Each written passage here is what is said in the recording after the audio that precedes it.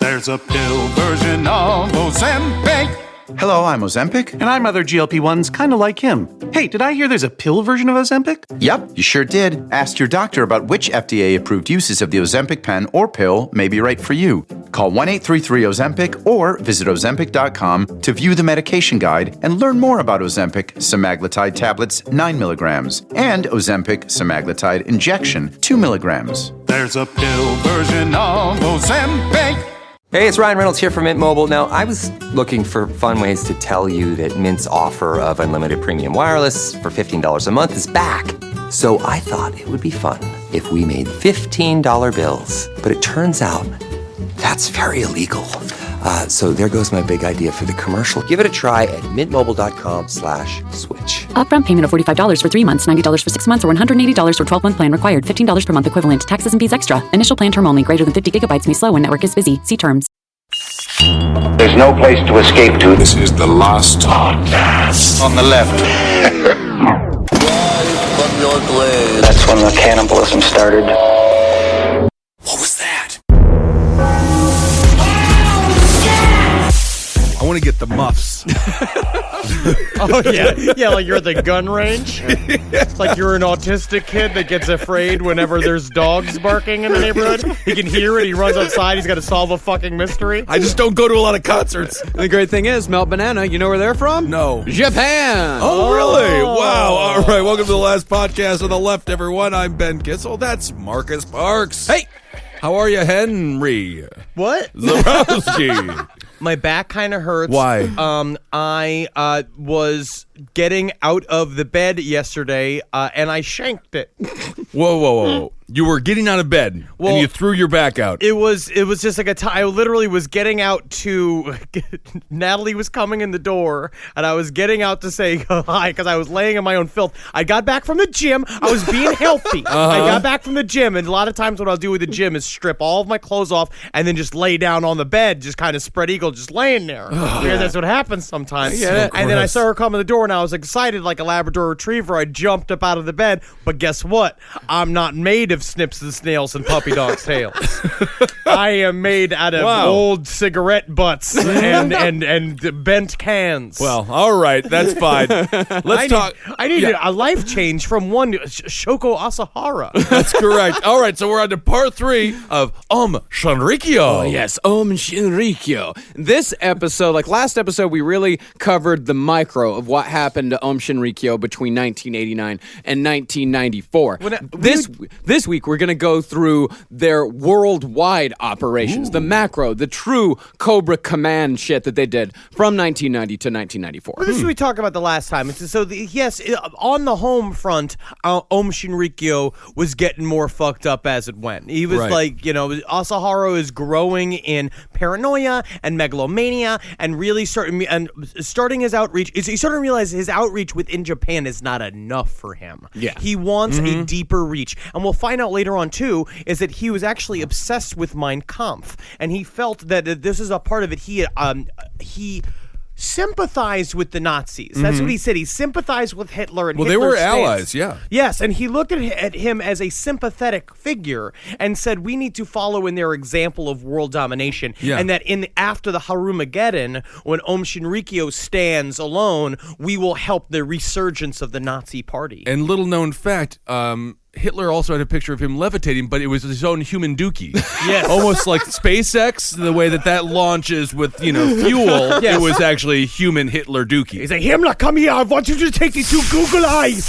Take the googly eyes and put them on the top of this pile. Perfect pyramid of my perfect jet. And they'll be like, I've got to say, Hitler, that is the funniest pile of poop I've ever seen, and I'm going to take a picture of it, and I'm going to never share it with anyone because it's just too funny. It's too possibly funny. It's a poo-poo with googly eyes on it. Yeah, little known fact. First use of googly eyes for humor. For emojis. Yeah, for the poo-poo emoji. The first emoji was actually Hitler's shit with googly eyes.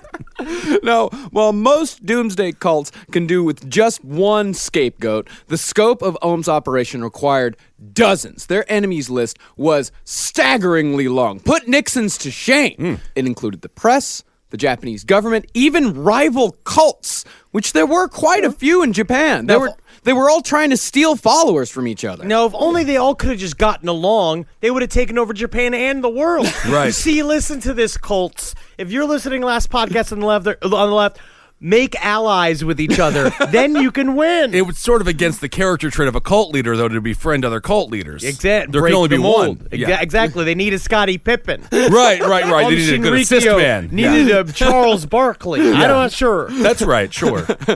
So, at the very top of Ohm's list was an entity that people looking to justify mass murder have been using for decades now, the good old US of A. We're everybody's enemy, but they don't know that we're everybody's best friend. And that's why you must let us inside your country. Conform. So Asahara told followers that the reason why so many people were dying and the reason why they were all sick most of the time was because the United States was regularly spraying the compound with biochemical weapons. Oh, you didn't think it was because they were all sitting in their own filth? Nah. And eat Starving? nothing but parboiled vegetables, sucking on the toes of a 300-pound man that is your leader who's technically eating the same shit as you, but he keeps getting fatter? Well, but he wasn't eating the same nonsense that they were. He had food delivered, didn't he? No, he literally had a driver. There was a book written by one of his drivers, Tumaru, who wrote this whole thing about how Asahara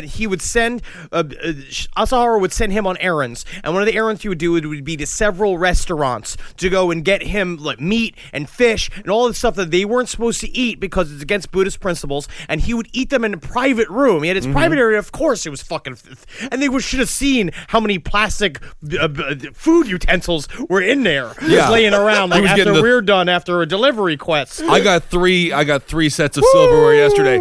$29 on Chinese food. Nice. Thank you so much. I just got a high five. That's the first high five in the history of last podcast. You haven't changed. No, I haven't. And another thing that he would do, this is just a side note, Tamaru would also take him to karaoke rooms. Asahara loved karaoke rooms, and he would go to private rooms, and he would bring all of his lovers, like all the hottest chicks in Ohm, and his children, and they would rent these rooms, and he would pass the mic around, and they would all sing a song, until finally he'd take the mic, and every single time his absolute favorite song he would sing was the Japanese version of My Way by Frank Sinatra. Oh my God, of and course. then he would not give the mic back. He would just sing My Way over the rest of the night. Over? Yeah. Oh my God. Which, by the way, singing My Way in Japan and other various Asian countries, huge faux pas. You're not supposed to sing My Way. It's like singing Stairway to Heaven here. In fact, in the Philippines, I think it's either the Philippines or in Thailand, you will get beaten half to death if you sing My Way. Did they know that Frank Sinatra was violently racist against the Asians? Was he? Oh, yes. I mean, Frank Sinatra was violently racist against white people. Yes, he was just a terrible He was just person. a terrible human being. He beat Mia Farrow. Yeah. Yeah, Mia Farrow. Really quick side note. He broke up with a woman by sending his bodyguard up to her hotel room and he threw a glass of wine on her. That's when he had the bodyguard. He said, go through the wine on the girl so she knows that we broke up. I want one of these bodyguards. I want a bodyguard / limo driver. I want somebody to ask to do ludicrous shit. All right, let's get back to another psychopath. So besides the, I guess the invented paranoia, the cult's paranoia also got a boost from the real world, as the compound was constantly besieged by family members trying to rescue those who had cut ties with them, the press, who from the very beginning knew something was up with Ohm, and finally the police, who were completely ineffective, as their policy, this is Japanese policy, was to always announce raids in advance. Well, it's polite. Yeah, it's a very polite society. But also within the cult, they are being led to believe that what they're doing is completely on the books and it's completely on the level, that they are fighting for peace, and then everybody's attacking them. What Right. they don't understand, 90% of Ohm Shinrikyo did not understand how heavily involved that other 10% were in making weapons of mass destruction and also drugs. They literally had a gigantic drug running like business to the side of it, and they're literally hanging in there being like, why are all these people bugging us all the time? Yeah, and thus with attacks coming from all sides, Asahara said, the time to arm is now. Yes. And with millions of dollars in the bank and over 1,000 cult members living in compounds across Japan, Ohm was more than prepared to do so. Now, while most of us know about the biochemical side of things, Ohm's arsenal went well beyond poison gas. Ohm acquired a failing manufacturer called Okamura Ironworks moved every bit of machinery to a massive building 20 miles from their main compound and began manufacturing AK-47s from scratch. Now, these weren't 10-year-old Indian kids who know how to build guns. These were 30-year-old Japanese people who up until this point have just been simple chemists or physicists. Yeah. Well, I mean, didn't the government realize they were gutting out this ironworks factory? I mean, that would be difficult to move. Wouldn't they need like mass trucks No, they and just things like that? Yata! Keep moving forward, spirit of enlightenment. They used a spell? Yata! No, they were all just super excited, being like, yes, move forward, expansion, reach to the stars. If you do not reach to the stars, then you will never become an astronaut, young Asahara. And he's just like, thank you. So the power of ambition gutted out the ironworks factory. You can do it nature of the Japanese. We lost that in this country, didn't we? Oh, yeah. We slowly bred it out of us using the Trilateral Commission's use of rigorous schooling and also fluoride in the water. Yeah, but we're still doing it. America's #1 export, entertainment. There we go. That's all we got left. Perfect. So the ultimate goal of the AK-47 factory was to have 1,000 rifles and 1 million bullets by 1995, enough to arm every man, woman, and child on their various compounds across Japan. Now, with kids, you just can wrap them up in bullets. Send them in there. Yeah. It was estimated that eventually the project would have cost over $10 million. But to Ohm, whose assets at the time of the purchase were worth well over $200 million, this was a drop in the bucket. Now, you know what? It's also a really effective way to use a child as a weapon.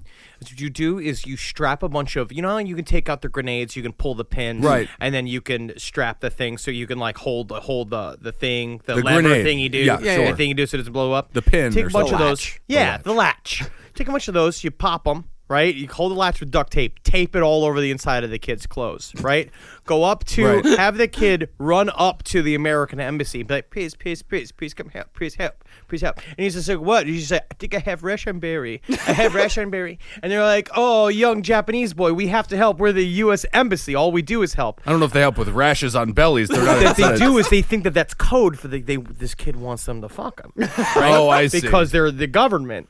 They take the kid into the building. They go to erotically strip its clothes off of it. Boom! So that's a suicide bomber. Yes. Yeah. But using pedophilia against them. I don't know, but I think you're inferring to pedophilia, definitely confirming we have a suicide bombing child. Look at the numbers, follow the money. Yes, Dennis Hastert, for example, the latest senator to fall. Oh, yeah, we'll cover Dennis Hastert in the future. Now, in addition to their attempts at AKs, Ohm Shinrikyo would develop literal tons of chemical weapons, build a functioning railgun, as well as a few functioning lasers, and manufacture thousands of pounds of TNT. These guys were on the fucking level. Yeah. Well, this is when it truly gets actually frightening. Yeah. This is what we were talking about last episode about where Ohm Shinrikyo was legitimately one of the most dangerous forces in the world. Like when they were coming, because they had the independent thought, they had the mind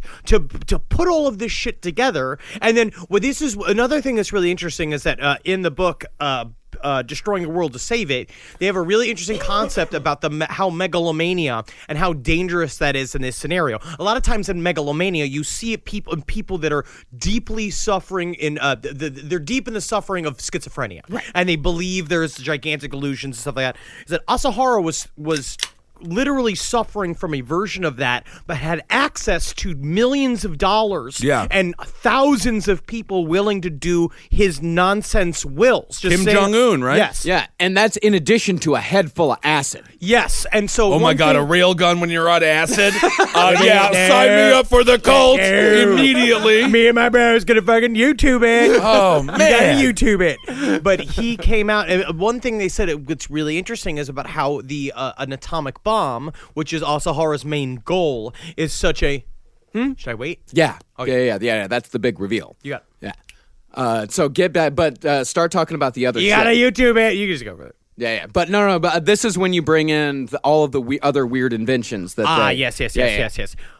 But what Asahara would do, he had this concept called the Mahamudra, which was this, which I think I brought up last time, which idea that a guru has become so enlightened that sometimes he gives a confusing command on purpose, just to see how dedicated you are to him, is that you won't question him. So one thing he would do... Well, that was the 1,000, whatever, hit your head on the floor 1,000 times, whatever. Yeah, it's all the bullshit. Yeah. And so what he did was that his head science officer, a man named Rai, who was his second in command. He was a devoted human being. And one thing he would turn to him, he's like, I want you to make me a metal that's lighter than air. And he's like, absolutely, Guru, we can do it. And he just says he could do it, and they just go off and they go work on it a bunch. And then when he doesn't do it right, he just prostrates himself in front of the guru, and then it's just more about the idea that you went to go do it. So what Asahara one thing he came forward and asked for is that he said, I want a floating chair. He said, I want to harness the gravity of the sun,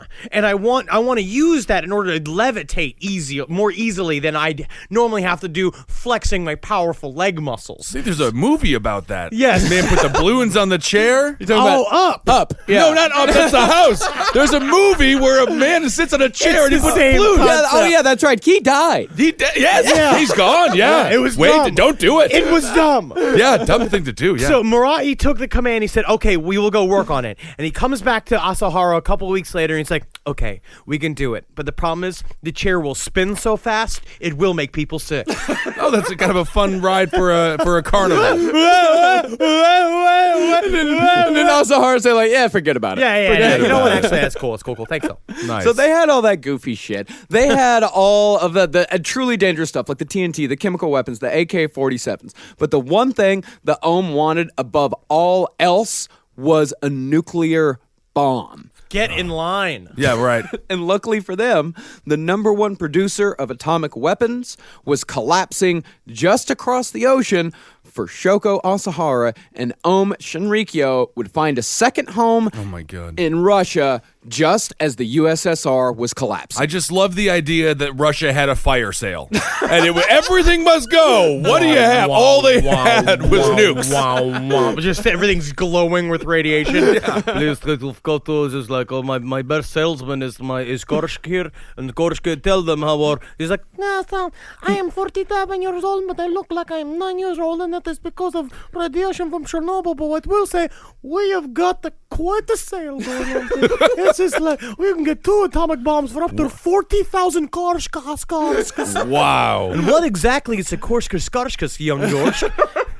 It is a salt cube. Oh, how I yearn for salt. Yeah, they do need salt over there. They do. Bad food. So Asahara's arrival in Russia could not have been timed more perfectly. Just as the Emperor of Japan abdicating his godhood after World War II created a spiritual vacuum in Japan, so too did the collapse of the Soviet Union in 1991. And not only that, but the Soviet school system was very similar to Japan's, filled with rote memorization that discouraged any critical thinking whatsoever. Russia was ripe for the taking, and Asahara planned to take it. Now, in what would be the first of many sold-out appearances in Russia's largest covered arena, Asahara, and this is kind of his Trojan horse. This was his way into the hearts of the Russian people. He would sit on a chair in a bare field as video screens flashed pictures of him as Christ crucified. And after that went on for a while, Asahara would give a rambling speech on yoga and kundalini before leading everyone in a mass meditation ritual. And one academic described the scene as, quote, an awe-inspiring, overwhelming experience in the state of mass hypnosis. Well, it's a lot more serious than that. An awe-inspiring, overwhelming experience in the state of mass hypnosis. Yeah, man, it sounds like when we took psychotics and went to go see the Flaming Lips. That sounds awesome.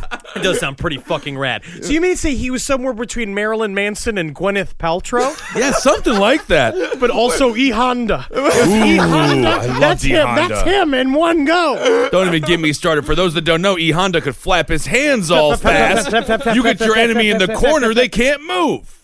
So these spectacles would happen every time Asahara would visit Russia over the next few years, until finally some Russian prankster let loose a pack of feral stray dogs into the crowd and just ruined the whole thing for everyone. You would be surprised how many group experiences are ruined in Russia by someone unleashing a pack of dogs. When the Russians had the Olympics, there was a bunch of stray dogs, There's feral dogs. stray What's wrong with the Russians and the dogs? How's the dogs? It just seems like everybody was raising attack dogs, and then everybody Yes. ran out of meat at the Right. same time. Release the dogs. But while new followers, and especially the new money, was very nice, Asahara was much more interested in Russia's rogue scientists. See, scientists in Soviet Russia, especially those involved in military applications, were among the USSR's upper crust. Exalted individuals, they wanted for nothing, and they enjoyed privileges that the proletariat could only dream of. Like salt. Yeah, and bread. And shoes. Really just soup. I mean, They had a full sink. wow. Each apartment, nice. each government cube that was given to them had a full sink. Well, the worst thing about a half sink, it's just difficult for you to have no sink. But in whatever apartment you are, the sink also doubles as a toilet. Oh, that's kind of nice. But when the Soviet Union collapsed, suddenly there were hundreds of scientists, hundreds, if not thousands of scientists with a vast knowledge of both chemical and nuclear warfare out of a job, and Shoko Asahara was right there to offer them one. See, by the end of 1994, Shinrikyo had a membership of over 30,000 in Russia, three times their membership in Japan, and recruiting scientists with nuclear know-how, very easy to do. They're whores. Yeah. Well, I mean, these guys, they have one marketable skill. Exactly. Their families are starving. They have one skill, It and just happens to be creating weapons of mass destruction and death. yeah, and they're totally fine with it. But Sam Nunn, one of the U.S. Senate's top defense experts, he said about this is what he said about that. Literally thousands of nuclear scientists do not know how they're going to provide adequately for their families. But they certainly know how to make nuclear weapons. Oh, that's refreshing. That's very reassuring. Nothing like a nuclear scientist with nothing to lose. Okay. Good The God. baby is crying. Where is Marshka? Marshka, where? I guess that's what happens. So now you're a stay-at-home dad. I guess I will just sit around. Okay, what? Good. Baby, you cry. What do I do? Dip you in cooling liquid. Oh, that's all you need. I just make the noise. You're like, oh, look at this. All, this did nothing for the shit on you. No. That's sad. This podcast is brought to you by Squarespace. Squarespace is an all-in-one website platform that helps you stand out online. Yes, that's right. You don't have to smash your face with a hammer. You can just start a business. It's got everything you need on Squarespace, from securing your domain to building a professional site and showcasing your work all in one place. Let's say you want to show everybody how you can carve your ribs out of your lower abdomen so that you look more like a Ken doll. That's amazing. You can bring your vision to life with AI-powered design or curated templates, plus flexible editing tools that help you create something that truly reflects your style, especially if you are somebody that is trying to corrupt the young men of America. That's what Squarespace is really going to help you. Squarespace makes it easy. It makes it easy for you to put all that together, and you just go to Squarespace and do it all. Thanks, Braden. Head to squarespace.com/left for a free trial. And when you're ready to launch, use offer code LEFT to save 10% off your first purchase of a website or domain. Hello, I'm Ozempic. And I'm other GLP-1s, kind of like him. Hey, are you shaking a maraca? No, I'm shaking the pill version of Ozempic, which no one should ever do except in ads like this. A nice disclaimer. Hey, thanks. Ask your doctor about which FDA-approved uses of the Ozempic pen or pill may be right for you. Call 1-833-OZEMPIC or visit Ozempic.com to view the medication guide and learn more about Ozempic semaglutide tablets, 9 milligrams, and Ozempic semaglutide injection, 2 milligrams. There's a pill version of Ozempic. Hi, Ryan Reynolds here for Mint Mobile. Are you looking for a beach read this summer? May I suggest your big wireless bill? It's got suspense, mystery, a slightly flat emotional arc, and a shocking twist where you realize you've been overpaying the entire time. Fortunately, though, Mint's story is better. Every plan, $15 a month, even unlimited. That's it. Happy ending. Zero tears. Give it a try at mintmobile.com/save. Upfront payment of $45 for 3 months, $90 for 6 months, or $180 for 12-month plan required. $15 per month equivalent. Taxes and fees extra. Initial plan term only. Greater than 50 gigabytes may slow when network is busy. See terms. So Kia Hide Hayawaka Asahara's right-hand man took no less than 8 trips to Russia in 1994. Also, this is just one of Asahara's right-hand man, but I do feel like Asahara did this quite a bit. I think he did the Jack Palance, Right. you are my number one guy, like 3 times. And he would do it every single time. When the last one died, you got to be that one, but he also said it to 2 other guys in the other room, literally just before he said it to you. Right. So this guy's notes from his trips to Russia, they include numerous references to nuclear warheads, with one page listing several different prices for various nuclear weapons. The lowest price, $15 million, which was, again, to somebody whose coffers hundreds of millions of dollars, pocket change to Aum Shinrikyo.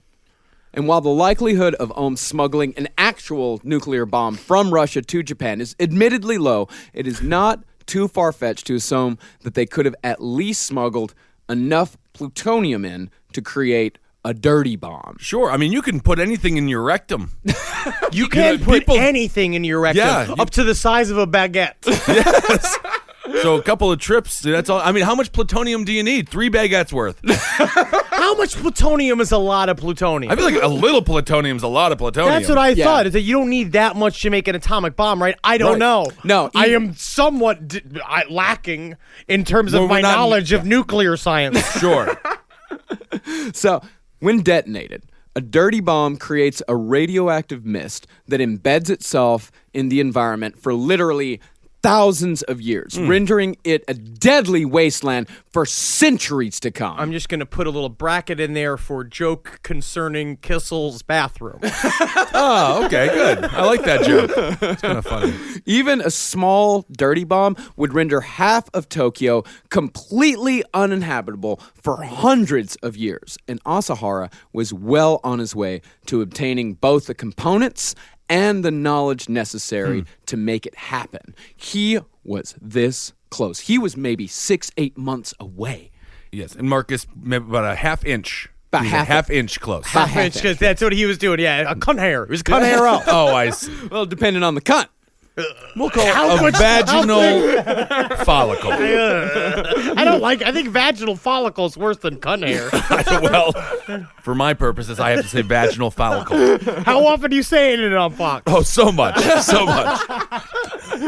Now, Russia would also net the cult one of their most terrifying weapons of all through the former Soviet state of Azerbaijan. And this was a very common thing in the post-Soviet years, because all of a sudden you have all of these Soviet states that are suddenly independent nations with no idea how to govern themselves. But also in need of cash. In need of a lot of cash. Desperately. And so they have all of this shit, and it's like we literally need to buy food. And so we can just sell off these reserves. We have all of this shit. We have weapons just hanging around, like literally because Russia was very good at giving everybody weapons. Yeah. Before when it was the USSR, everybody got weapons just to be like, just in case any one of us has got to kill everybody, here, you're set. You got a weapon.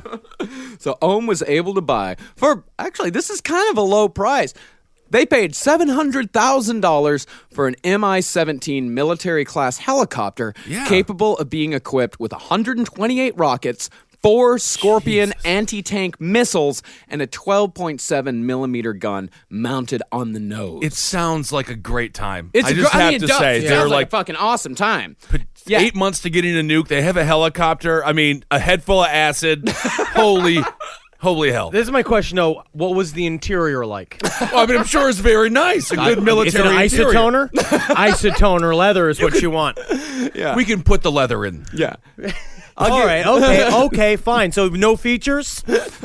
I'll give you guys one guess where Asahara sent his pilots to train for their terroristic exercise. Florida. Florida! Oh, my God.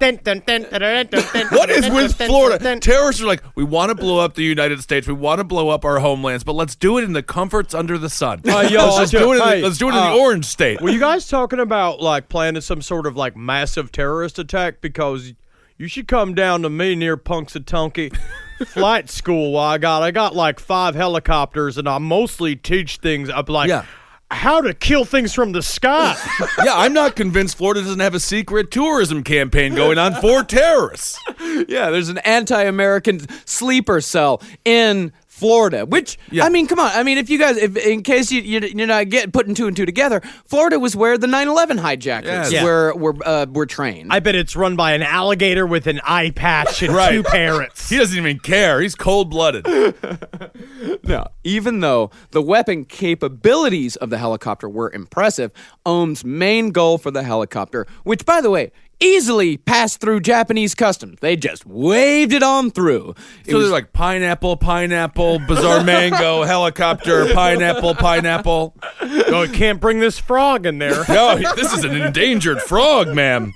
Arrest her? So Ohm's main goal for the helicopter was to fit it with a spraying mechanism filled with poison gas, spray it over Tokyo, and easily wipe out half the city. This came from a vision he had. This is about time, like while he was ramping up the while the Harumageddon temperature was rising and the pressure was rising on the outside of Shinrikyo, he began this concept of saying 70 tons, and he would yell out 70 tons, and no one knew within the 90% again that don't know what's going on what he was talking about. What he was talking about was 70 tons of sarin gas. Yeah, and because of Ohm's vast contacts with former military scientists, the cult would also return from Russia with the Soviet recipe for sarin gas, which, by the way, that recipe originally developed by, you guessed it, Nazis. Oh. Whoa. You know what? The Nazis, a lot came out of that. I know that, yes. They did so much. God damn, they were work. They were kind of like Lemonhead Perry. What's the name of that blues man that like Mick Jagger and Chuck Berry loved? We'll call him Lemonhead Perry. His name was like Toe Pants Johnson. Lead Belly. Lead Belly. They always have names like that. So you're equating Lead Belly to the Nazis because they both worked hard. Well, they were like LeBron James is a Nazi, or maybe Robert Johnson. Are you thinking of Robert Johnson? One of those guys. One of those blues men that all the white guys stole from. Yeah. Muddy Waters, Robert Johnson, Howlin' Wolf. How's the Nazis? They were the Nazis. I see. Oh, okay. So you're saying like Muddy Waters was like the Heinrich Himmler of American music. Yes. If you want to compare American music to the development of weapons of mass destruction. Sure, okay. And I do. So sarin gas, it is among the most effective and popular of the gases used in chemical warfare. For example, the Iraqis, Saddam Hussein was a big fan of sarin gas in the late 80s, early 90s. Now, the infection begins with a runny nose, drooling, and a tightness of the chest. The victim's vision is then narrowed down to a pinpoint, effectively blinding them. That's followed by muscle spasms, excessive sweating, and uncontrolled defecation and urination. Next come the convulsions. Don't giggle. It is kind Don't of fun. you giggle. Well, but You just giggle. No, I know because it's like I'd be like, bro, you are shitting yourself. You are like pooping a lot. Bro, listen, man. No, this is Becky's birthday party, man. You're ruining this for me, man. Wait a second. I'm kind of like, you eat those tacos, same as. Yeah, it is always funny when people have uncontrollable bowels. Yes. After the uncontrollable bowels come convulsions, coma, then eventually death, with survivors often suffering permanent nerve damage. I thought you were going to say embarrassment. Yes, literally. Yeah, death by embarrassment. I honestly would be embarrassed. Like, that is a fear, like having a medical breakdown and if you would defecate yourself in public. Yeah, you defecate and urinate yourself, and then you just start shaking it all over the place. Like that hippo who got out of the pool. This is one of the greatest YouTube videos. Have you ever seen that? If you haven't, YouTube hippo farting, and you'll love the video. I just imagine a shit-covered fucking convulsing dance just called the Somalian twist. Yeah.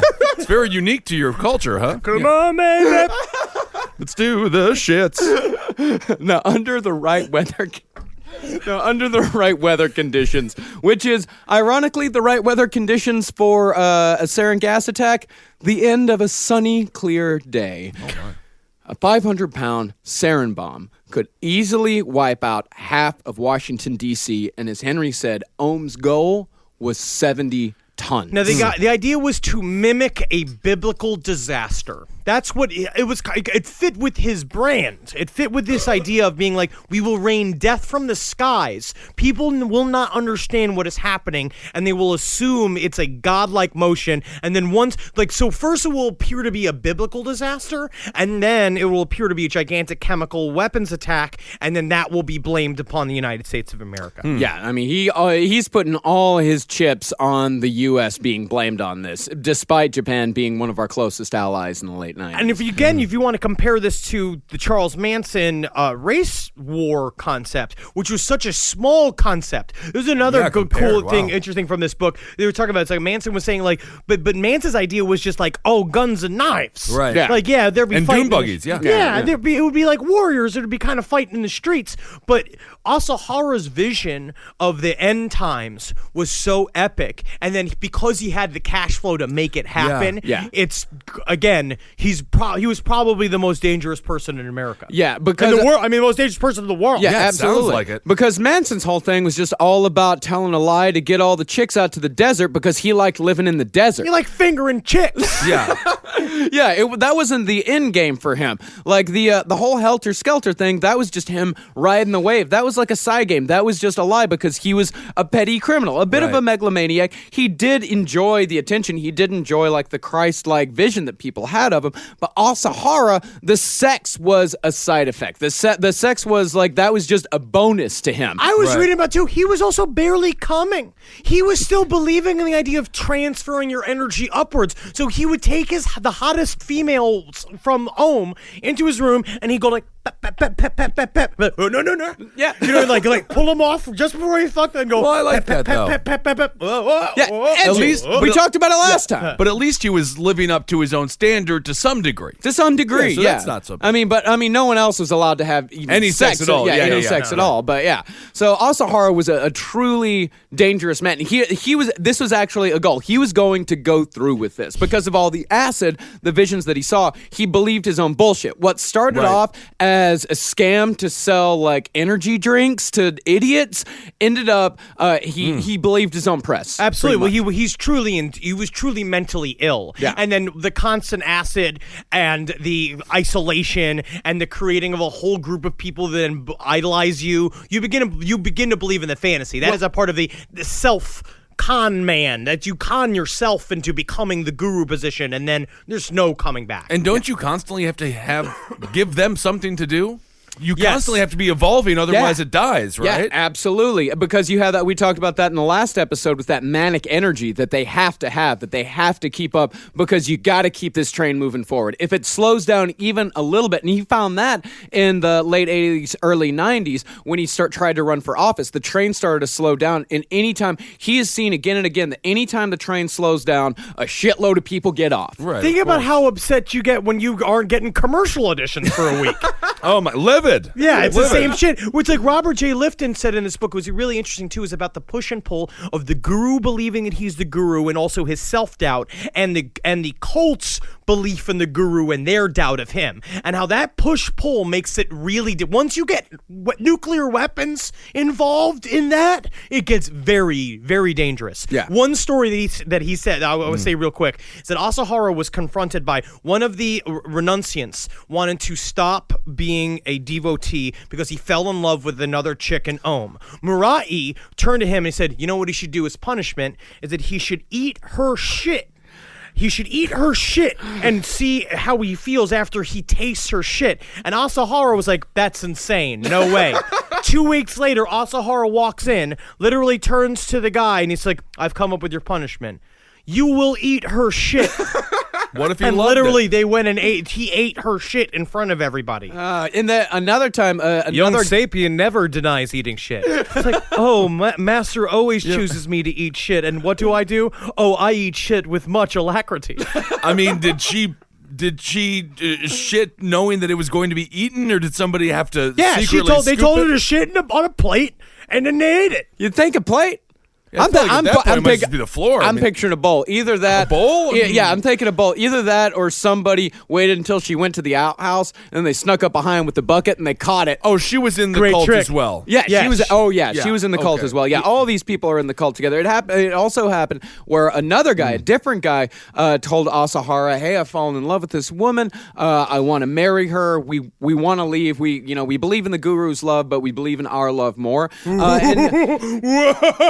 Whoa, buddy. He dunked them in boiling water and then hung them upside down for a day. It's called the heat test. Yeah. Oh. Yeah. That was boiling water was a big part of Om Shinrikyo. Yeah, he was legitimately boiling the karma out of you like everybody was a wonton, but also that's how Asahara saw everything in piles of wontons. Why wouldn't he? That's how I see everything, too. I can't stop thinking about those ducks that you can see, deep-fried ducks. Kind of fun. So they died when they were boiled in water? No. Oh, they lived. Some of them did. The old people usually died. Yeah. Because there was... Weak!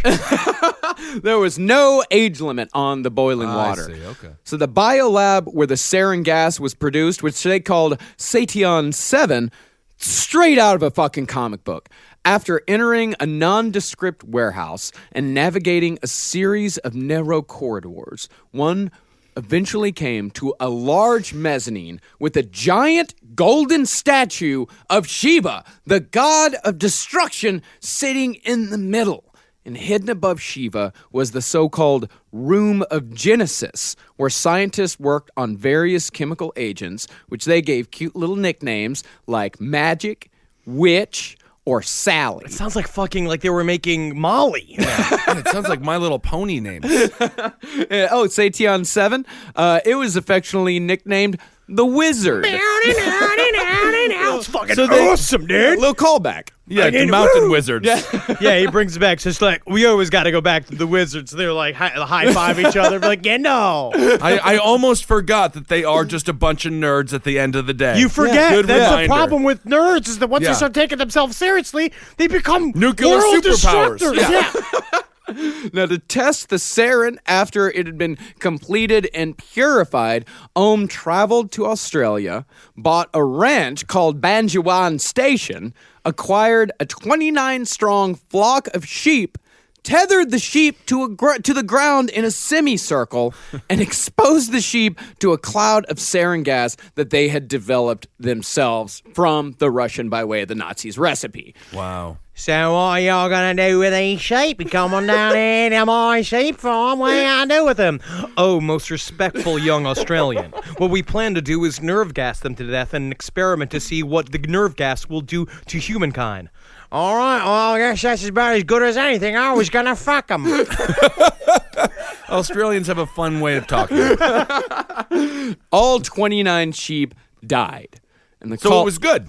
Good batch. The cult finally developed their first successful weapon after trying to use botulism, after trying to use anthrax. We didn't even go through that. Their nice little foray into the world of anthrax, they couldn't quite develop either because, as we said in the last episode, biological weapons are very, very difficult. So get off their back.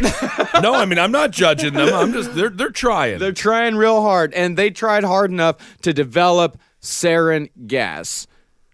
And Om could not wait to use it and unleashed their first sarin gas attack in the town of Matsumoto on June 28th, 1994. The attacks on the trains, that was not their first deadly attack. That was not their first attempt by far. The Tokyo attacks, I think, were their, fifth or sixth attempt. Yeah. And the Matsumoto incident, as it is referred to, was their first deadly attack. I just feel bad for the sheep. I've been this entire time. I was. You can't stop thinking about the sheep. I can't. I'm talking about them murdering people, and you can't stop thinking about the sheep. People are mean. They've been mean to me. Yeah, and you know what? A sheep never has been. Sheep doesn't know what's happening. No, it does know what's happening. It just wants to be shaved and worn to keep us warm. You know what, Ben? You know who had that same opinion? Who did? Shoko Asahara. No, I'm completely serious. Yeah. He felt sad about the sheep. He felt so bad about the sheep because his whole thing was karma. And of course, the karma things that you could gain good karma from murdering somebody because you're releasing them from this world and saving them from hell. But animals, killing animals was nothing. Like This is already their heaven. Yeah, It already fit into technically the sheep farm was their heaven. It was. And they were just Technically, having a little sheep day, going about their sheep lives. But technically, it all fit back into his Poa philosophy, the idea of that you're killing the thing to release its karma. You're doing, because you're working towards a higher end, everything's explained. Okay. Yeah.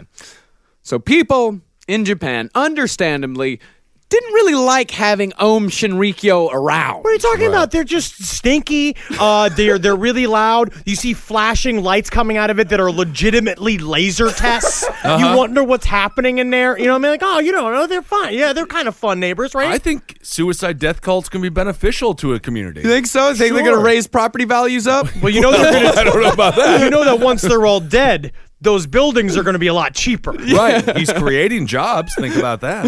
And so people, regular folks, they went to great lengths to remove Om Shinrikyo from their immediate vicinity because Om, by the mid-90s, they were a known quantity in Japan. Om Shinrikyo was a thing. And anytime you saw Om Shinrikyo cultists moving into your area, it was time to use the law to its fullest extent to keep them the fuck out. Right. They were just as visible as Scientology. Yeah. They were not as technically legit as Scientology only because we haven't, there wasn't a lot of celebrities that were involved like in Scientology. Scientology's they're trying to make it more normal. Yeah, it was Scientology in its early days before they got like John Traw and, Tom Cruise and all that. John Traw, that's what you call him That's now? what I call John. Yeah, John Traw. You don't listen to Page 7? I love Page 7, and I listen to it every week. I must have just missed that. Yeah. Oh, you missed John Traw? John Traw. It's like John Traw. It's the center of Page 7. That's it. Everything revolves around John Traw. Okay. Yeah, go listen to Page 7. Me and Jackie Zabrowski, which Henry is going to be guesting on here in the next few weeks. Very good. And I'll be fabulous on it. Welcome to the slumber party, Henry. But Om Shinrikyo was like the super, super weird version of that. But everybody knew them because they were in newspapers. Asahara was always on television because he'd brought on as a gag. But Scientologists just want to make great Hollywood movies. They don't want to invest in nuclear weaponry. Well, they do want to make a gang of the straightest men who've ever been straight. That's right. Do you wish you could relive the most meaningful moments in your life? Like that legendary birthday celebration, your first wedding anniversary, or the day you got your diploma. You can't turn back time, but you can revisit those memories with a Hallmark card. When you give a Hallmark card, you give a reminder of the relationships, emotions, and moments that make up their big, meaningful, magical life. So make the moment last. Make it a Hallmark card. Shop at Hallmark.com or wherever Hallmark cards are sold. Hey, it's Ryan Reynolds here from Mint Mobile. Now, I was looking for fun ways to tell you that Mint's offer of unlimited premium wireless for $15 a month is back. So I thought it would be fun if we made $15 bills. But it turns out that's very illegal. So there goes my big idea for the commercial. Give it a try at mintmobile.com/switch. Upfront payment of $45 for 3 months, $90 for 6 months, or $180 for 12-month plan required. $15 per month equivalent. Taxes and fees extra. Initial plan term only. Greater than 50 gigabytes may slow when network is busy. See terms. Still waiting in line? Again? That's time you'll never get back.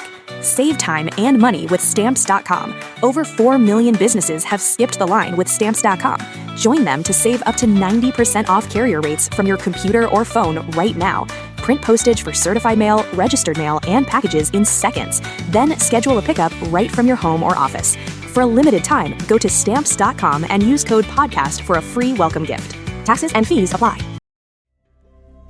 So, one particular land dispute, as the Om Shinrikyo cult was moving into the town of Matsumoto, which is about a town of about like 200,000, that would not end in a lawsuit, as they usually did, but in mass murder. Now, Om, seeking to murder the 3 judges that were about to rule against them in this land dispute case, Om brought back their old car exhaust plan that they borrowed from the CIA, but they now had gas that actually worked, and they knew that it worked.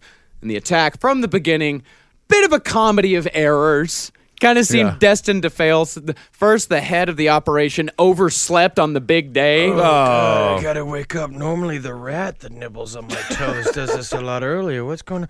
Oh, maybe I woke up early. It's 12:30 when you wake up in the morning and I get up in the morning and I gotta get back on the and then I know I'm not. He's putting on sunglasses, he's putting on a denim jacket, and now and I'll be alright. It's alright. Sees the bus pull away. Yoinks! Oh no! In the van that they were going to use, they had to load it up. In order to do these gas attacks, they needed hundreds of pounds of equipment. And they also had 5 cultists in this van. And because they had so much weight in it, they couldn't muster enough power to go over 30 miles per hour. It is funny. It is actually. But the thing about these bumbling assholes with this big junky van that's only it is filled with toxic gas. Right. That if they fuck up, like even they would have been way more dangerous if they just fucked up. Yeah, if they just hit something. Like hit something, and then that would have killed everybody. Literally thousands of people would have been dead. Terrifying to think about. Oh no! Well, they had to wait until they got there. They had to do a chemical reaction once they got there, and that was another comedy. That was another error that they made. So the cultists finally arrived in Matsumoto around 9 p.m. and they picked a supermarket parking lot as the perfect spot to hit the judge's dormitory. Because, of course, they're depending on sarin gas and chemical warfare and all this. It all depends on the wind direction. Like, that's what, if you want it to go a certain way, then you've got to release it from a certain location. Get fans. Yeah, that would work. But when they started the chemical reaction, they botched the formula and their van filled with a thick white smoke.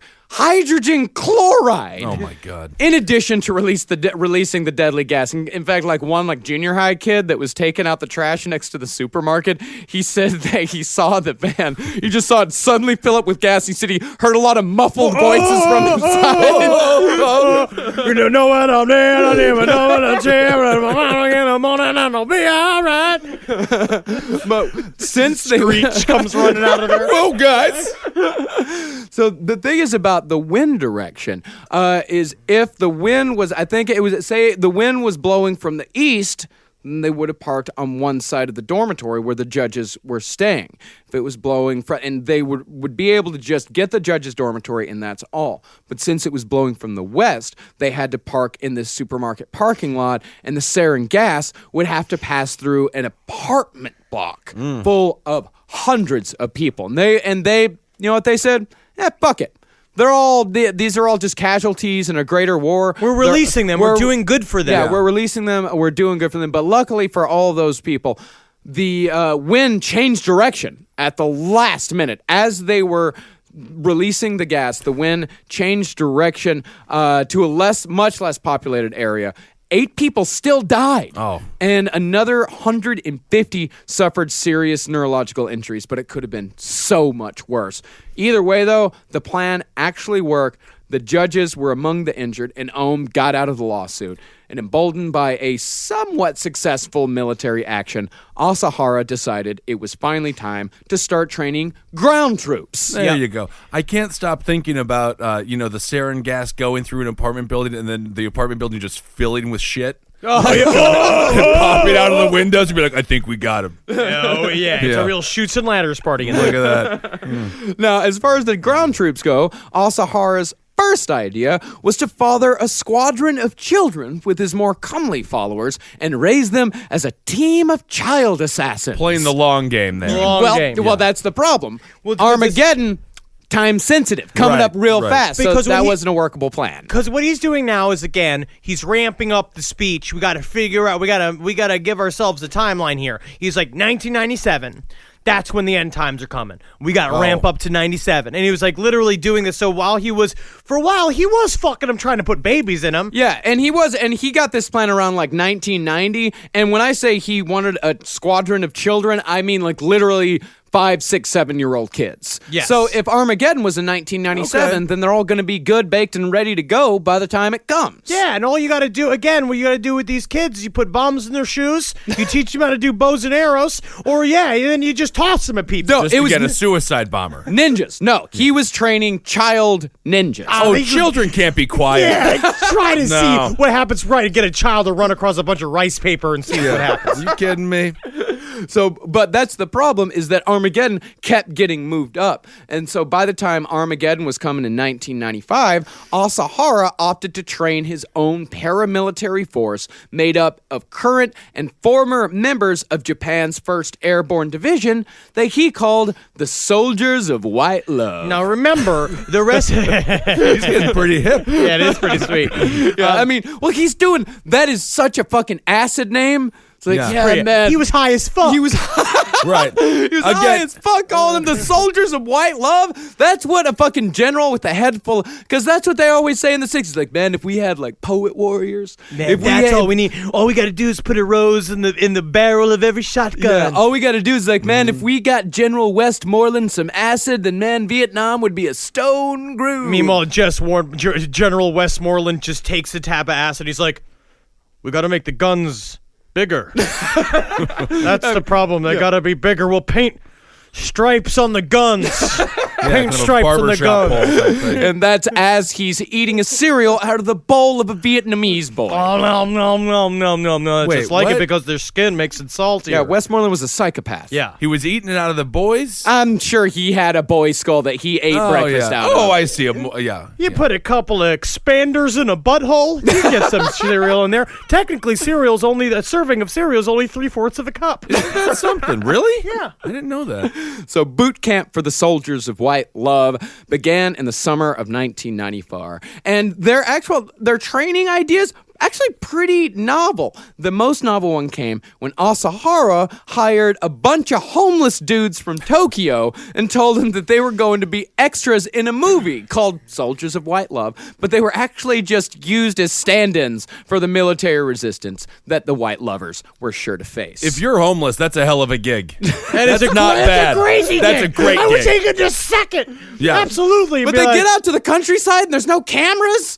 They don't give a shit. Yeah. They never wanted to be in the movie in the first place. They just couldn't believe someone was asking them to do something. Just point to a tree and tell them it's a camera. I'm going to pay you to guard this tree. Yep. All right. Tree's still safe. Just Joe Homeless out here. Yeah. So is it I have a dookie next to it? You may. You are singing my hot song. You're my new best friend, but also my new worst enemy.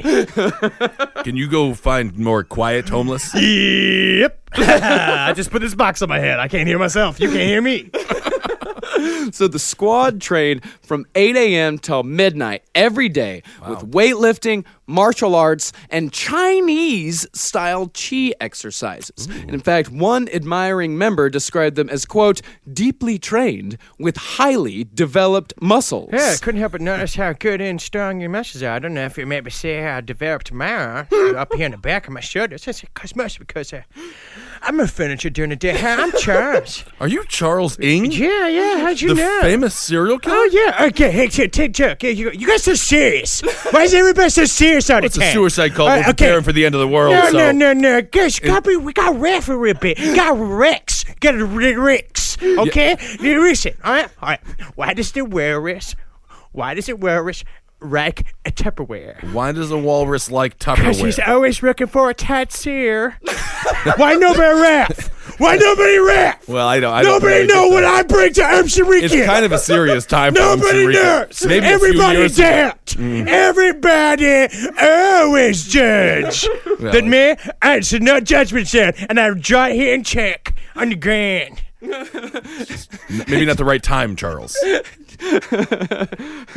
So all this was in preparation for what Asahara called X Day, in which the White Lovers, all hopped up on sarin antidote, would seize the government following the Great Helicopter Sarin Attack. And with the government in chaos, Ohm would stage a coup, establish established what they called the Supreme State and placed Shoko Asahara at its helm with the title of Holy Monk Emperor. Fuck yes. That is what, if I ever have a production company, if I'm ever executive producer again, that is what people are calling it. The Holy Monk Empire? Yes. Or Emperor? Yes. Yeah. And I'll everywhere in soft white slippers and nothing else. That's good.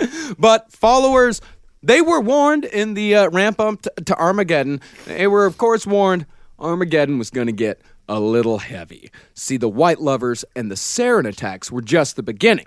Asahara claimed to have plasma cannons, solar weapons, and vaporization bombs all in production. And there's actually some of it that is not too far off in their travels to Russia. So Hayawaka was meeting with prominent Russian scientists for help on the cult's laser research. Asahara was obsessed with having a laser weapon. He was obsessed with Nikola Tesla. Yeah. He wanted to harness what Tesla said that he could make was a wall of energy that will destroy all humankind, which is intense. That's cool. I wonder why he didn't get funding.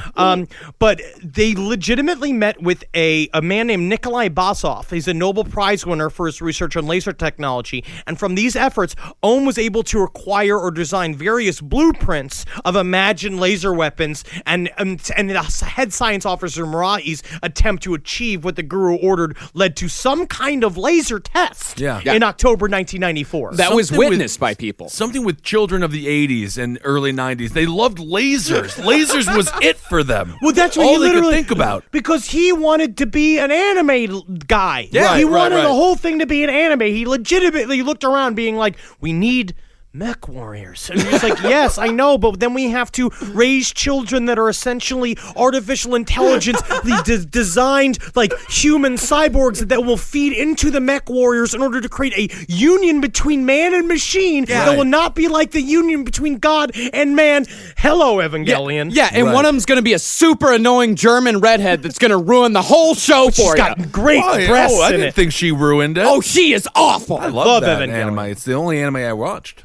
But that's what he wanted. Yes. He didn't understand how difficult that is. Actually, if he was an author, this would be wonderful. Yes. I do give him credit. This would be an incredible story. But that's what we're talking about. He made his fiction his life. Right. I mean, you might say he was a bit of a performance artist. Also, it's kind of inspiring. It's kind of that thing of being like, go do it. If you want to be right now, we have a lot of people out there that listen to this show that are professional illustrators. They're like, they want to be professional illustrators. Sure. People don't want to do. You want to write books. Whatever you want to do. Don't dream it. Be it. That's what Asahara should have said. Yeah, that's what Josh Rogers, who does a lot of art for us. Josh, you can do it. He is doing it. I know you're Canadian, but you can still do it. You are paltry of spirit because of your country, but you can be like an American and do it. Or a Japanese person. Sure. So what Asahara was telling people is like, Armageddon's going to get heavy. We've got plasma weapons. We've got laser cannons. But listen up.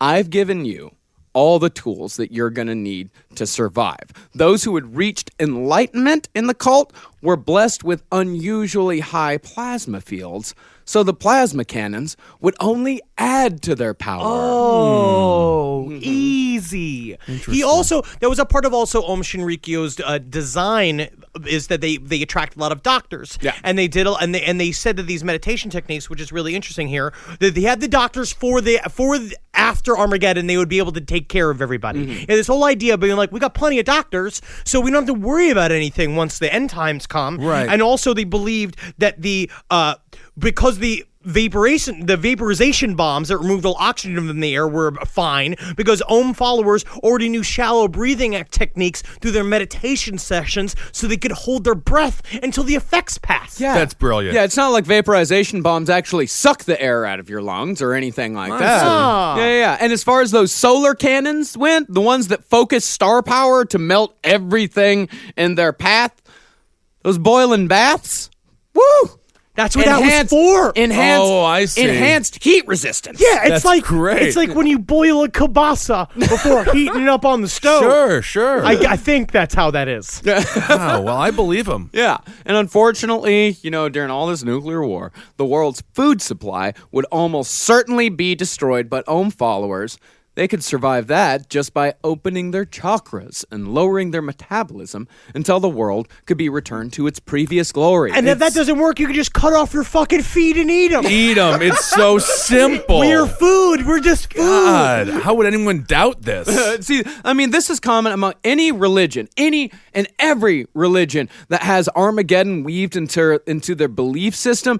They're always told that they're the only ones that are going to survive the coming slaughter, and only their figurehead has all the answers to live through it. It's every single religion that has, because it makes them feel special. That's what keeps them there. That's what keeps them hooked, is this bullshit Armageddon nightmare. And that's just the positive side of it. It's also but the truth is that it's a vague threat as well. Yeah. It's the same thing as the... Oh, it's not vague. It is very real. It's a threat of just being like, and if you leave, you'll die, and maybe they won't kill you, but I'll kill you. Yeah. And then also it's an abusive relationship technique. It's doing the thing that no one will love you like I love you kind of shit. 27 sheep.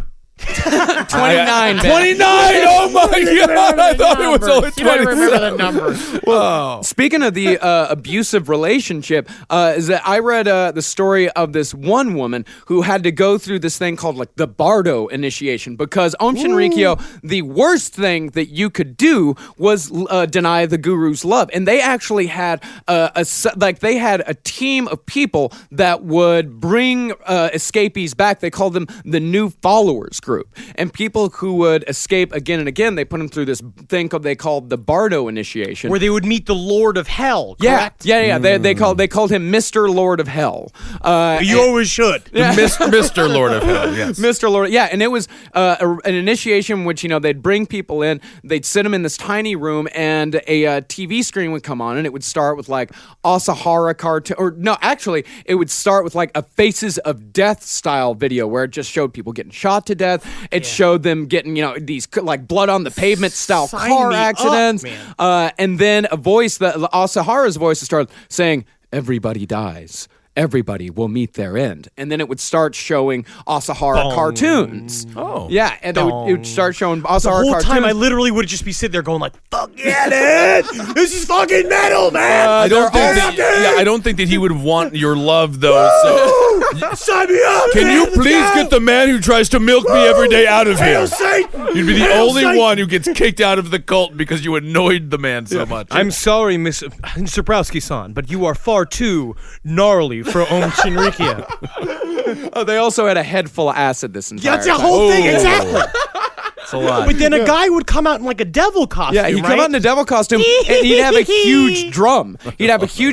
And the other thing about Om Shinrikyo, a lot like Scientology, is that they would do confessions, where they would tell people about every bad thing that they'd ever done in their life when they were inducted into the group. Scientology method as well. Yeah. So they'd have these guys, this guy that would come out with this big drum, and he would recite their confession, every single thing that they ever said, every bad thing they'd ever done, and he'd keep beating the drum faster and faster and faster and faster. Never tell him anything. I was in Catholic school. They wanted me to go confess to this disgusting priest. I didn't tell him nothing. Yeah, because all the time he's sucking on a pink fucking icicle, like a popsicle. Exactly.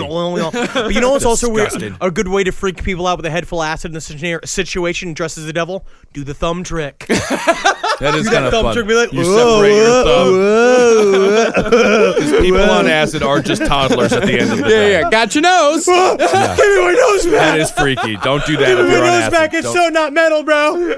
And then after that, they would force the people to get into the lotus position, and they would bound their legs with rope. They would handcuff their hands behind their back, and then they would bend them into the most painful position possible. And then a guy would come in with a big stick, and he'd just start beating on the walls and on the floor. Still, that just sounds like DDP yoga. Diamond Dallas Page yoga. What's that hot yoga? Sarananataka? Yeah, something like that. Yeah. And then finally, after anywhere from 14 hours to 3 days, one guy went through this ritual. They were put in a prison. they put them in like these tiny little rail cars with a ton of other people, and they would be these hot metal boxes, and it was like, the temperature over 100 degrees. And not only that, but they would pump hot steam into these containers, and the only privacy they had is that you could go hang out next to the shit bucket, because nobody wanted to hang out next to the shit bucket, and that was the closest thing to privacy. Except for one guy. Hi, I gotta use the shit bucket, huh? That's cool. Yeah, I just kind of like to be near it all the time. And that's the thing, is that we're talking about this abusive relationship, is that this woman, even after she went through the Bardo ritual, that was like the third time she escaped, even after she went through the Bardo ritual, she escaped, she came back on her own volition because she couldn't get the thought of Asahara sending her to hell out of her head. She just couldn't get it out. I mean, they're mentally ill people. How does one actually, make no, love they're stay? not. They are absolutely This woman not. sounds like no, she might have. absolutely not. That is insulting. That is very insulting to abuse victims. They are absolutely not abuse victims. No, they're talking about Shinrikyo cultists. No, cultists are not mentally ill people. I think that is a very, very common mistake, and I think that is a very dangerous mistake to make. They are broken. I'm a dangerous guy. I'm a dangerous man. I think that underestimates the cult. They are broken people, yes. They are grieving people, but they are not mentally ill. The problem is some of them are, yes, but they are absolutely Thank you. not Some of them mentally are. ill. Thank you very much. But the problem is that it's mostly when you put yourself in these set of circumstances, when you have given up so much control, the idea that you were ever wrong about that is very embarrassing and very hard to come back from. Yeah, right, exactly. That when you have so fully subjugated yourself to someone else, in order to then believe that you were wrong the entire time, means that you essentially gave up years of your life, and the shame and the grief associated with that causes people to stick by these beliefs for a really long time. Because basically, in order for her to disbelieve that Asahara is real, then she has to then also take into her mind that she went was through wrong, the whole, yeah. that she went through the Bardo thing for no reason. Yeah, and not only but she brought, she had a family there as well.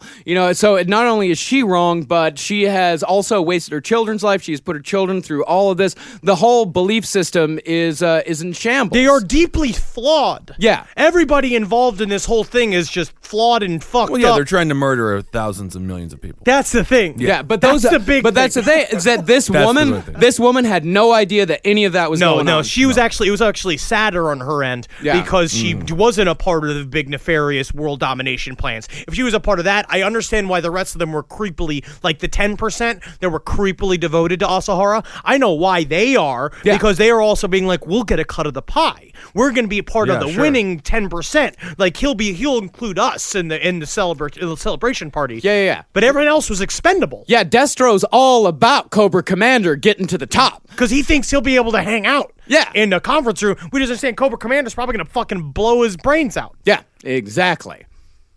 So...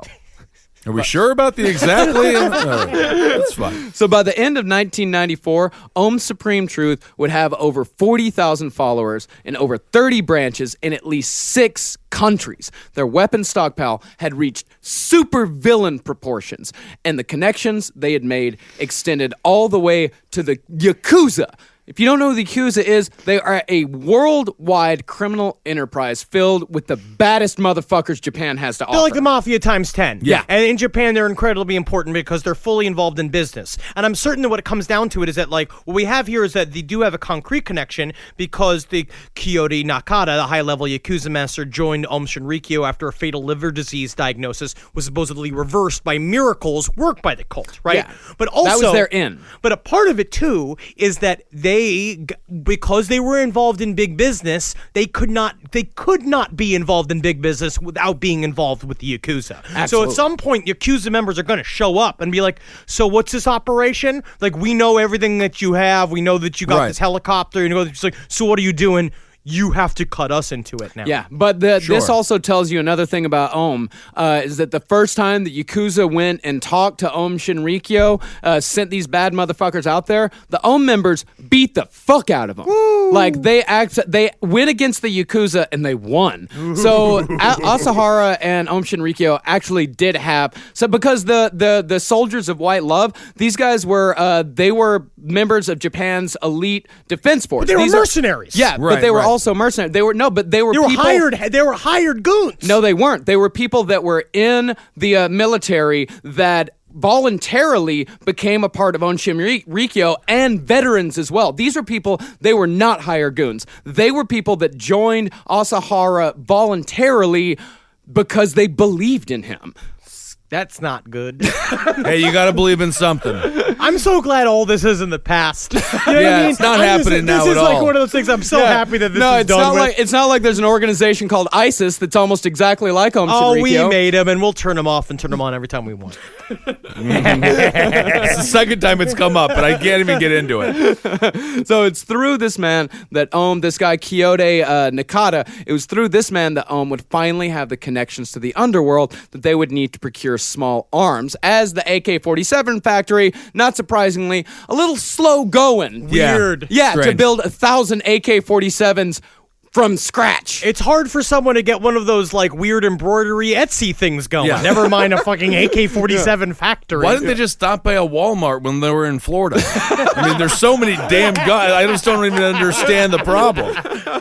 So over the course of 4 deals, Nakata secured 18 handguns for the Ohm cult, which is a big deal in a country with as strict a gun laws as Japan has. They have ridiculously strict gun laws. But perhaps more impressively than that, Nakata was also able to secure 20 hand grenades from a shady Chinese gang.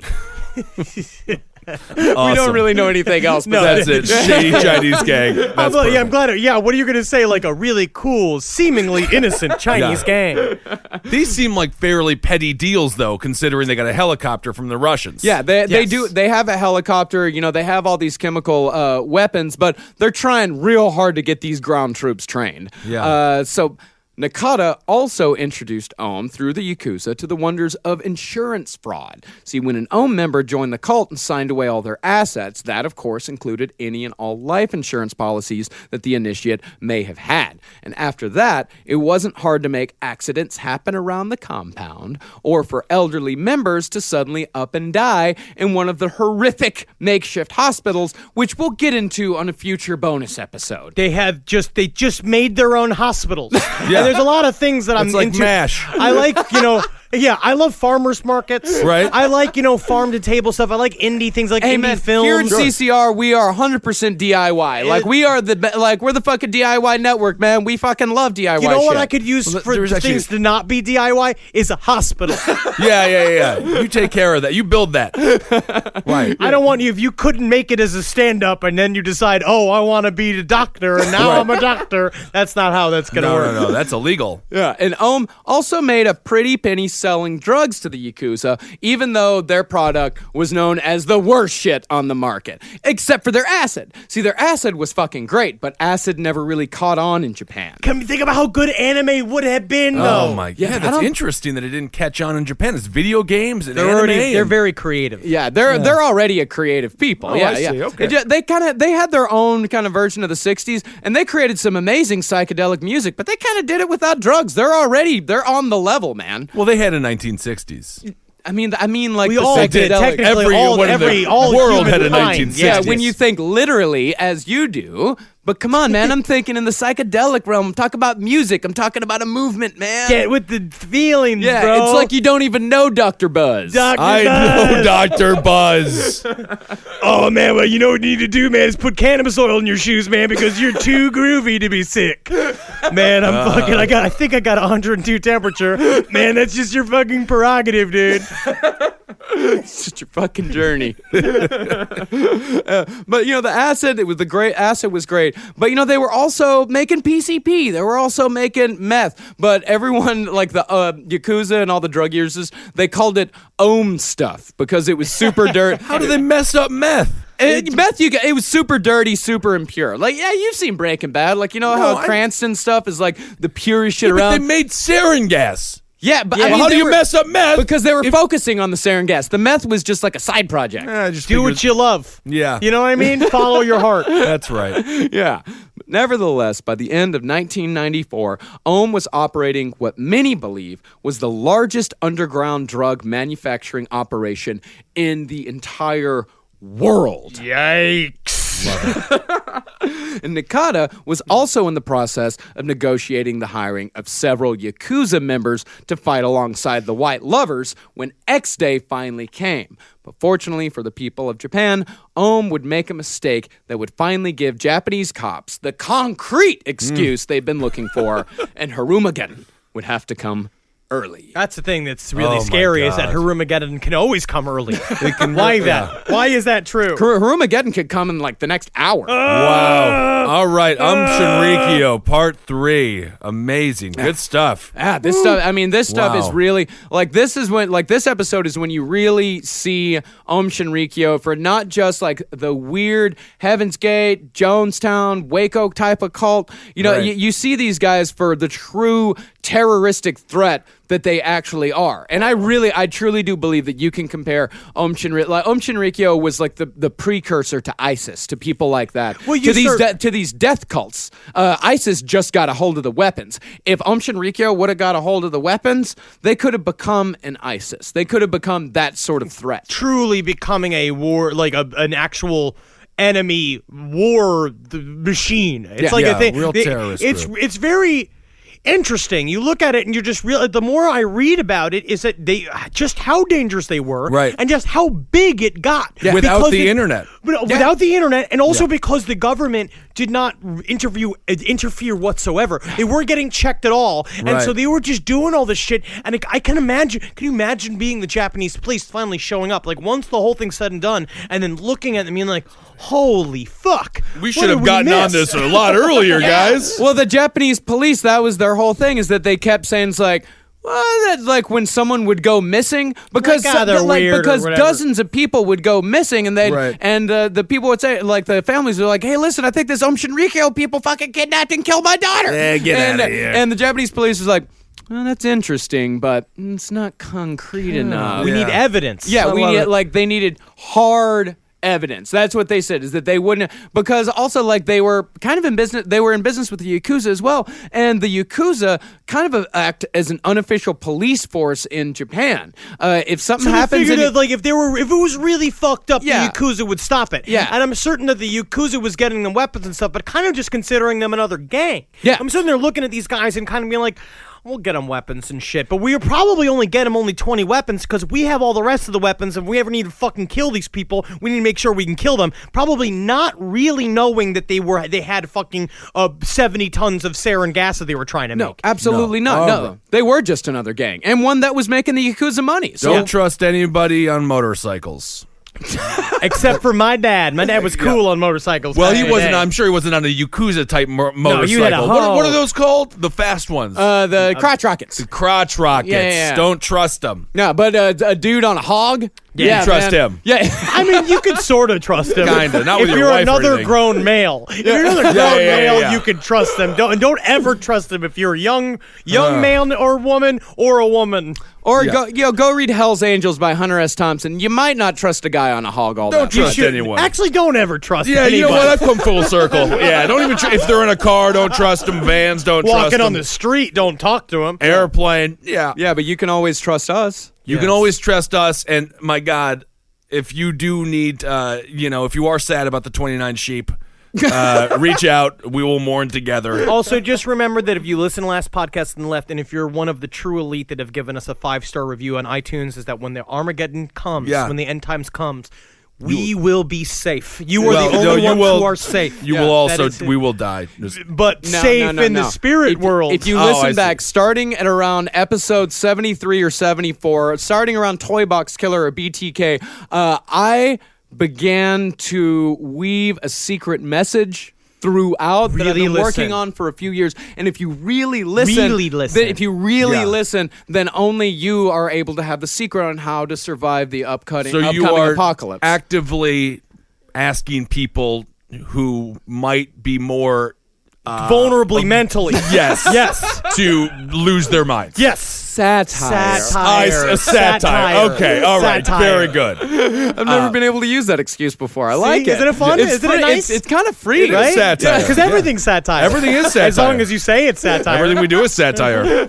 Awesome, guys. Thanks so much for listening. And listen to the other shows we mentioned, Page 7. Yeah. Abelian's Top Hat, Roundtable of Gentlemen, and Sex and Other Human Activities. And the Lucky Bone Show. Yeah, the Lucky Bone Show. Mixcloud.com/Marcus Parks. I'm going to ask you guys, I don't like to ask dumb shit like this, but this is a thing that I that actually means a lot to me. Heroes Reborn Dark Matters has been nominated for a Webby for Best Dramatic Series, and if you want to go and vote for us, that would be awesome. I did it. That would be really awesome. If Where do we they go win for that? Webby Awards? The Webby Awards. Cool. I don't know. Even I think if it's you didn't Webby.com. just close your eyes. Just close your eyes and do Click the it. thing. I'm actually really proud of the Dark Matter series. I think it came out great. really good. Well, you improv'd a lot of that, didn't you? I improv'd all my dialogue. It's like one of those things where improv. We won a WGA award for the writing of it, which is my improv.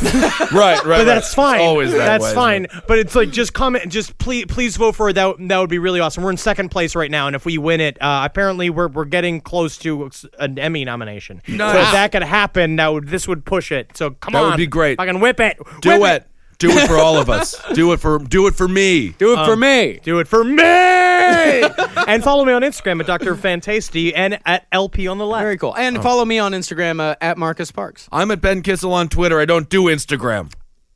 But I did just download the Bitmoji app. Yeah, that's what we were doing. So we were that's sending kinda fun. Bitmojis. We're all pretty obsessed We're with having Bitmoji. fun. So I'm Yeah, next yeah. step Instagram. Yeah. Oh, and by the way, also thanks again to everyone at Midtown Scholar for sending us all of these amazing books. We're also going to be getting a lot of help from Midtown on research. They've started doing fucking research with us, which we're really going to get into on the next episode. There are renunciants. We got to thank this guy. I walked into the office today, and Marcus is wearing a very fancy pair of sunglasses.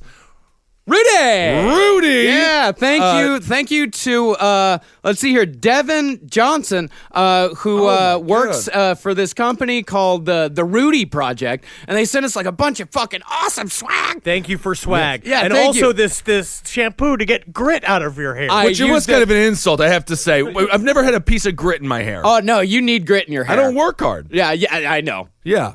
So and the guy that sent us the awesome anti-grit shampoo, his name is Chris Hickman. I used it last night, or I used it night before last. I only wash my hair like once every 2 weeks. I used it night before. What? No, it doesn't. You just move on. You just move on. Don't even think about it. Don't Once every 2 weeks. Yeah, seems like a lot.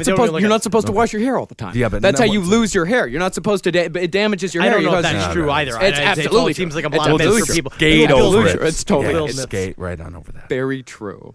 But anyways, I used it. My hair is bouncy and fluffy, and you know what? Summer of Rudy. I'm gonna remove my thank you to Devin. Rudy. Devin, you caused all of this. RudyProject.com. It's like if you're a workout person, like I know some of you guys. I'm doing workout. I am a someone who workout person. exercises. A workout person. It's a triathlete thing. Yeah, I and see. you know, a lot of these workout people, they listen to our show while they work out, and they've got like a bunch of cool shit over there. So I yeah, tell you what, check I'm out doing the- Summer of Japanese Whiskey. That's my thing. Oh, I love that. Oh, Yeah. very nice. I'll definitely do that. Oh, and if you, by the way, if you want to give to our Patreon at patreon.com/lastpodcast on the left, thank you guys so much for all of your support. And if you want a Last Podcast on the Left t-shirt, go to cavecomedyradio.com/merch. And I seriously could not tell you guys are the most supportive fans in the world. I just felt like saying it. Our Facebook group is like 12,000 people now. Like you guys really are the best, most supportive, most awesome fans in the entire fucking world. You guys are great. We don't say it enough, but you guys are fucking amazing. Me love you a wrong time. When we get to 15,000, then we'll go on to phase 2. So Phase 2 will be discussed at 15,000. So interesting. But if you listen throughout the episodes, You already know what you phase already 2 know. is. You already know what phase 2 is. If you're listening real closely, If you really listen. Don't drive him crazy. every ninth word. All right. Just think about that. Every ninth word. Hail yourselves. Heil Geet. Hail Satan and hail me. And magustalations. Magustalations, one and all. Don't shit yourself today, all right? Just avoid it. Just fucking do make not. the toilet. For more shows like the one you just listened to, go to cavecomedyradio.com. There's a pill version of Ozempic Hello, I'm Ozempic. And I'm other GLP-1s kind of like him. Hey, did I hear there's a pill version of Ozempic? Yep, you sure did. Ask your doctor about which FDA-approved uses of the Ozempic pen or pill may be right for you. Call 1-833-OZEMPIC or visit Ozempic.com to view the medication guide and learn more about Ozempic semaglutide tablets 9 milligrams and Ozempic semaglutide injection 2 milligrams. There's a pill version of Ozempic. Do you wish you could relive the most meaningful moments in your life? Like that legendary birthday celebration, your first wedding anniversary, or the day you got your diploma. You can't turn back time, but you can revisit those memories with a Hallmark card. When you give a Hallmark card, you give a reminder of the relationships, emotions, and moments that make up their big, meaningful, magical life. So make the moment last. Make it a Hallmark card. Shop at Hallmark.com or wherever Hallmark cards are sold.